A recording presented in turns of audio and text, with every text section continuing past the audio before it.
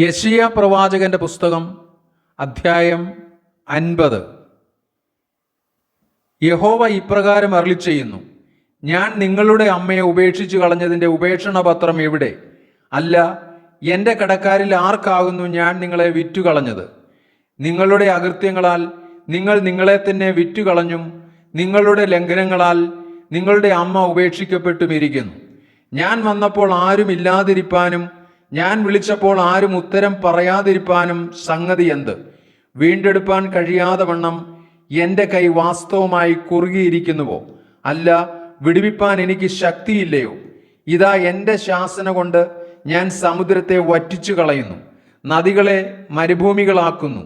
വെള്ളമില്ലായ്കയാൽ അവയിലെ മത്സ്യം ദാഹം കൊണ്ട് ചത്തു നാറുന്നു. ഞാൻ ആകാശത്തെ ഇരുട്ടുടിപ്പിക്കുകയും രട്ട് പുതപ്പിക്കുകയും ചെയ്യുന്നു. തളർന്നിരിക്കുന്നവനെ വാക്കുകൊണ്ട് താങ്ങുവാൻ അറിയേണ്ടതിന് യഹോവയായ കർത്താവ് എനിക്ക് ശിഷ്യന്മാരുടെ നാവ് തന്നിരിക്കുന്നു. അവൻ രാവിലെ തോറും ഉണർത്തുന്നു. ശിഷ്യന്മാരെ പോലെ കേൾക്കേണ്ടതിന് അവൻ എൻ്റെ ചെവി ഉണർത്തുന്നു. യഹോവയായ കർത്താവ് എൻ്റെ ചെവി തുറന്നു. ഞാനോ മറുത്തു നിന്നില്ല, പിന്തിരിഞ്ഞതുമില്ല. അടിക്കുന്നവർക്ക് ഞാൻ എൻ്റെ മുതുകും രോമം പറിക്കുന്നവർക്ക് എൻ്റെ കവിളും കാണിച്ചു കൊടുത്തു. എൻ്റെ മുഖം നിന്ദയ്ക്കും തുപ്പലിനും മറച്ചിട്ടുമില്ല. യഹോവയായ കർത്താവ് എന്നെ സഹായിക്കും, അതുകൊണ്ട് ഞാൻ അമ്പരന്നു പോകയില്ല. അതുകൊണ്ട് ഞാൻ എൻ്റെ മുഖം തീക്കല്ല് പോലെ ആക്കിയിരിക്കുന്നു. ഞാൻ ലജ്ജിച്ചു പോകയില്ല എന്ന് ഞാൻ അറിയുന്നു. എന്നെ നീതീകരിക്കുന്നവൻ സമീപത്തുണ്ട്. എന്നോട് വാദിക്കുന്നവൻ ആർ? നമുക്ക് തമ്മിലൊന്ന് നോക്കാം. എൻ്റെ പ്രതിയോഗി ആർ? അവൻ ഇങ്ങു വരട്ടെ. ഇതാ, യഹോവയായ കർത്താവ് എന്നെ തുണയ്ക്കുന്നു. എന്നെ കുറ്റം വിധിക്കുന്നവൻ ആർ?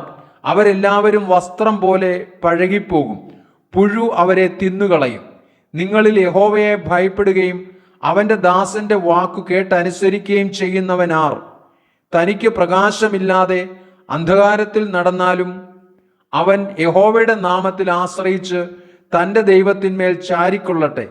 ഹാ, തീ കത്തിച്ച് തീയമ്പുകൾ അരയ്ക്കു കെട്ടുന്നവരെ, നിങ്ങളെല്ലാവരും നിങ്ങളുടെ തീയുടെ വെളിച്ചത്തിലും നിങ്ങൾ കൊളുത്തിയിരിക്കുന്ന തീയമ്പുകളുടെ ഇടയിലും നടപ്പീൻ.